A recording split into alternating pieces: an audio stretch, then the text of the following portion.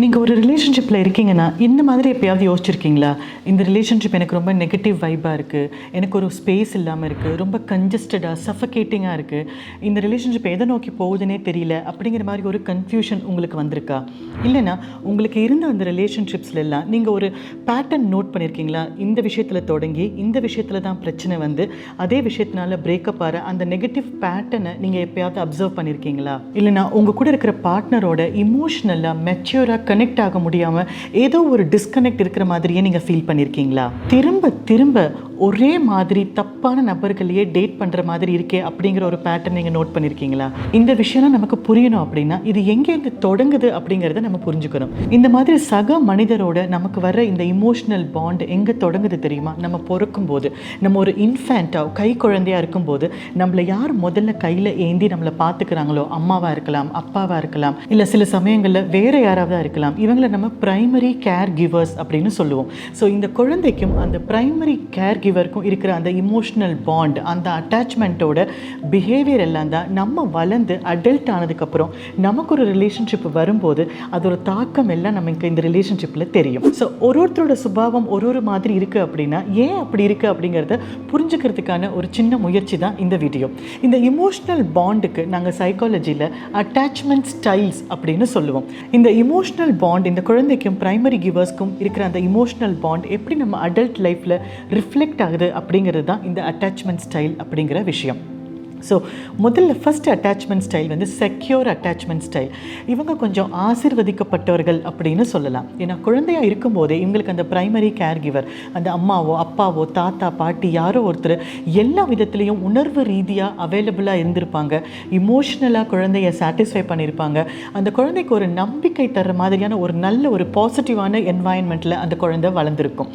இவங்க ரிலேஷன்ஷிப்பில் வரும்போது சுயமரியாதை, சுய கௌரவம், கான்ஃபிடென்ஸ் இது எல்லாத்துலேயுமே தெளிவாக இருப்பாங்க. ரிலேஷன்ஷிப்பில் ஒரு பிரச்சனை வரும்போது கூட, ஒரு மிஸ் அண்டர்ஸ்டாண்டிங் வரும்போது கூட அவங்களால காமாக, கம்போஸ்டாக, கிளியராக திங்க் பண்ணி அந்த ரிலேஷன்ஷிப்பை ஸ்ட்ரென்தன் பண்ணி அடுத்த லெவலுக்கு கொண்டு போக முடியும். இவங்களுக்கு அந்த கான்ஃபிடென்ஸும் உண்டு, அந்த கிளாரிட்டியும் உண்டு. Next attachment style anxious attachment style. பேர்லேயே உங்களுக்கு தெரிஞ்சிருக்கும் என்ன இருக்கும் அப்படின்னு. இந்த அட்டாச்மெண்ட் ஸ்டைலில் இருக்கிறவங்க தான் இப்போ நீங்கள் ஒரு ரிலேஷன்ஷிப்பில் இருக்கிற ஒரு பார்ட்னர் வந்து ரொம்ப பொசசிவாக இருக்காங்க, ஜெலஸாக இருக்காங்க. நீ ஏன் அவன் கூட பேசுகிற, நீ எதுக்கு அவளுக்கு மெசேஜ் பண்ண, நீங்கள் ஏன் உங்கள் ஃப்ரெண்ட்ஸ் கூடயே இருக்கீங்க, நீங்கள் யார் கூடயும் போகக்கூடாது, ஏன் கூட மட்டும்தான் இருக்கணும் அப்படின்னு அந்த ஓவர் பொசசிவ்னஸ் வர்றது, அந்த ஜெலஸ் வர்றது, அந்த இன்செக்யூரிட்டி எப்பயுமே இருக்கிறது. இவங்க நம்மளை விட்டுட்டு போயிடுவாங்களோ, நமக்கு உலகமே இவங்க தானே, ஏன் இவங்க நம்மளை புரிஞ்சுக்க மாட்டேங்கிறாங்க, இவங்க ஏன் நம்மளை அவங்களோட உலகமாக கன்சிடர் பண்ண மாட்டேங்கிறாங்க, அந்த இன்செக்யூரிட்டி அவங்களுக்கு இருந்துகிட்டே இருக்கிறதுனால தான் 24/7 உங்களை மானிட்டர் பண்ணுற மாதிரியே ஒரு ஃபீல் இருக்கும். உங்களோட சோஷியல் மீடியா பாஸ்வேர்டு எல்லாம் தெரியணும்னு சொல்லுவாங்க. எல்லா ஆக்டிவிட்டியும் மானிட்டர் பண்ணிகிட்டே இருப்பாங்க.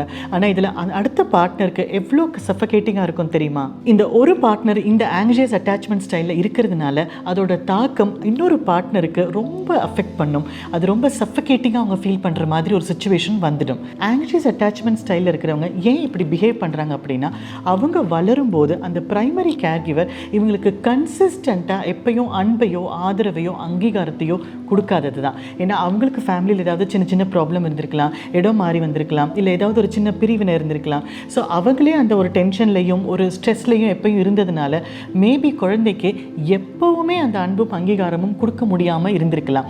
அதனால் இந்த குழந்தை பெரியவங்களாக வளரும்போது ஒரு ஆள் நமக்குன்னு கிடைக்கும்போது அவங்கள அப்படியே டைட்டாக பிடிச்சிக்கிட்டு அவங்க தான் என் உலகம் அப்படின்னு அந்த ஒரு ரெஸ்ட்ரிக்ஷனில் அவங்க வரும்போது தான் ரிலேஷன்ஷிப் வந்து கொஞ்சம் கொஞ்சமாக பிரேக்கப் ஆக ஆரம்பிக்கும்.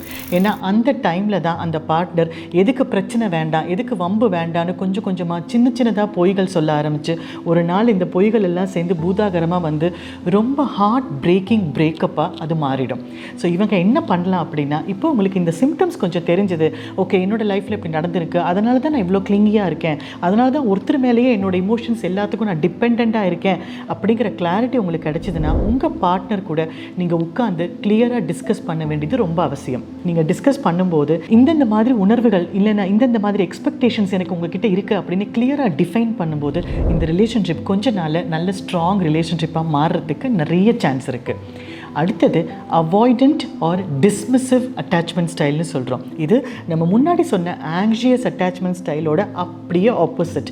நீங்கள் கவனிச்சிருப்பீங்க, சில பேர் ரொம்ப கோல்டாகவே இருப்பாங்க. அவங்களால ஒரு இமோஷ்னல் கனெக்ட் இன்னொருத்தவங்களோட அவ்வளோ சுலபமாக பண்ண முடியாது. அந்த ஸ்டேஜுக்கு வந்தால் கூட அவங்க டக்குன்னு விட்ரா பண்ணிவிட்டு அவங்க பின்னாடி போயிடுவாங்க. இந்த மாதிரி நேச்சர் உள்ளவங்களால தன்னோட சுதந்திரத்தையோ தன்னோட பேஷனையோ இன்ட்ரெஸ்ட்டையோ இல்லை தன்னோட பிளான்ஸையோ மற்றவங்களுக்காக மாற்றிக்கிறது அவங்க விரும்பவே மாட்டாங்க. ஸோ அவங்க தனித்துவமாக அவங்க என்ன பண்ணுறாங்களோ அதில் மட்டும்தான் அவங்க ஃபோக்கஸ் எப்பயுமே இருக்கும். அவங்க கிட்ட போய் நீ எனக்காக கொஞ்சம் கூட டைம் ஸ்பெண்ட் பண்ண மாட்டேங்கிற, எனக்காக கொஞ்சம் டைம் ஸ்பெண்ட் பண்ண அப்படின்னு சொன்னாலோ, இல்லைன்னா நம்ம ஃப்யூச்சர் பற்றி பேசணும், நம்ம எப்போ கல்யாணம் பண்ணிக்க போகிறோம், நம்மளோட குழந்தைங்க எப்படி இருக்கும், நம்ம கரியர் எப்படி இருக்கும் அப்படின்னு ஃப்யூச்சர் பற்றி பேசும்போது அதுலேருந்து அவங்க விலகி போயிடுவாங்க. பிகாஸ் இவங்க ஒரு லாங் டேர்ம் கமிட்மெண்ட்டுக்குள்ளே வரத்துக்கு ரொம்ப யோசிப்பாங்க. அதே சமயத்தில் நீங்கள் எவிடன்ஸோடு போய் அவங்கக்கிட்ட நான் இதை பற்றி பேச வரும்போதெல்லாம் நீ தள்ளி தள்ளி போகிற அப்படின்னு நம்ம சொன்னால் கூட அதில் அவங்களுக்கு உண்மை இருக்குன்னு தெரிஞ்சால் கூட அவங்க அதை அக்செப்ட் பண்ண மாட்டாங்க. என்னோட சுதந்திரத்தில் ரொம்ப கிராஸ் பண்ணுறேன்னு சொல்லுவாங்க. அது மட்டும் இல்லாமல் நீ ரொம்ப டிமாண்டிங்காக இருக்க, எப்போ பார்த்தாலும் உன் கூடயே இருக்கணும்னு கேட்குற அப்படின்னு ப்ளேமை நம்ம மேலே திருப்பி போட்டுடுவாங்க. ஏன் இவங்க இப்படி பிஹேவ் பண்ணுறாங்க அப்படின்னா, இவங்க குழந்தையாக இருந்தப்போ அந்த ப்ரைமரி கேர் கிவர் இவங்களுக்கு தேவையான அளவு அன்பும் அனுசரணையும் கொடுக்காதது மட்டும் இல்லை, இவங்க கூட டைம் ஸ்பெண்ட் பண்ணியிருக்க மாட்டாங்க.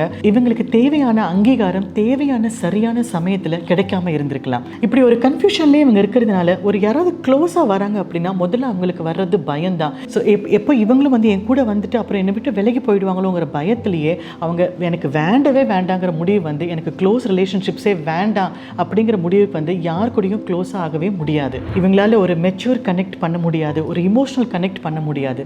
ஸோ இந்த மாதிரி உங்கள் பார்ட்னர் இருக்காங்க அப்படின்னா இவங்க கூடயும் நீங்கள் ஒரு செக்யூர் அட்டாச்மெண்ட் ஸ்டைலில் இருக்கிற ஒரு ஃப்ரெண்டோ இல்லைனா ஒரு தெரபிஸ்ட்கிட்டையோ பேசி இவங்களுக்கு அன்புனா என்ன, அங்கீகாரம்னா என்ன அப்படின்னு கொஞ்சம் கொஞ்சமாக நம்ம புரிய வைக்கும்போது இவங்க மாறுறதுக்கு ஒரு சான்ஸ் இருக்குது. அடுத்தது டிஸ்ஓரியன்டட் ஆர் டிஸ்ஆர்கனைஸ்டு அட்டாச்மெண்ட் ஸ்டைல். இதுதான் கொஞ்சம் ரிஸ்கியான அட்டாச்மெண்ட் ஸ்டைல்.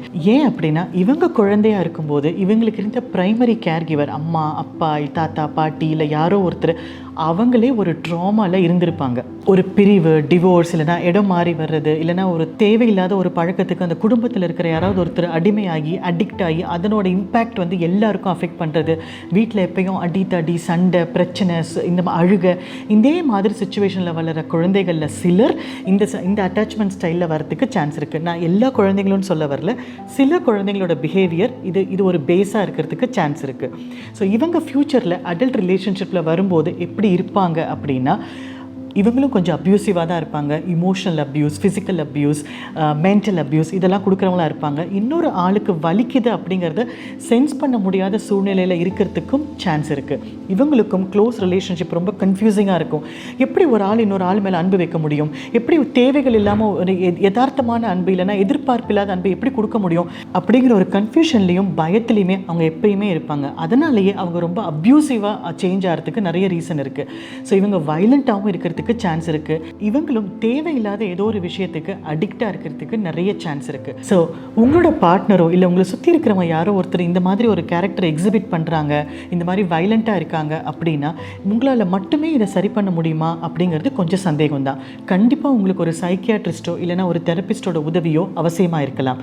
இல்லைனா உங்கள் நண்பர்கள் யாராவது இந்த செக்யூர் அட்டாச்மெண்ட் ஸ்டைலில் இருக்கிற மெச்சூர்டாக இருக்கிற யாராவது ஒரு நண்பரை கூப்பிட்டு அவங்க பேசும்போது கொஞ்சம் இவங்க மாறுறதுக்கு சான்ஸ் இருக்குது. ஸோ இந்த ஸ்டைலில் இருக்கிறவங்க அவங்களோட சைல்ட்ஹுட் ட்ராமாவை கொஞ்சம் கொஞ்சமாக டீல் பண்ணும்போது அந்த இம்பேக்ட்லேருந்து அந்த தாக்கம்லேருந்து வெளியில் வரத்துக்கு ஒரு சான்ஸ் இருக்குது.